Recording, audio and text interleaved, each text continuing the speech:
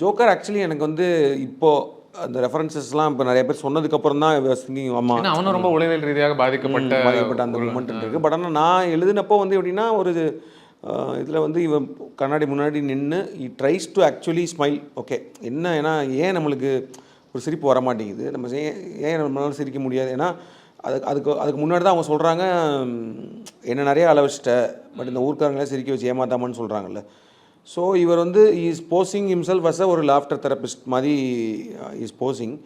But ஆனால் அதுக்கு முன்னாடி ஒரு சின்ன சீனில் வந்து you won't be able to tell joke also. ஏன்னா உங்களுக்கு உள்ளே வந்து அந்த எமோஷனே இல்லைன்றப்போ ஒரு ஜோக்கை சொல்கிறதுக்கும் ஒன்று வேணும்ல.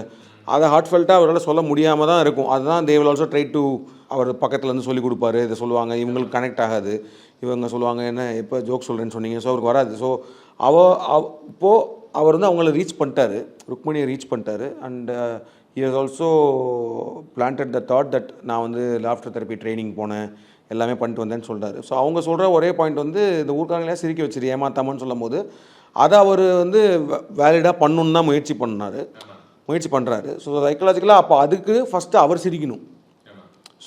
So for in is life he has not tried that.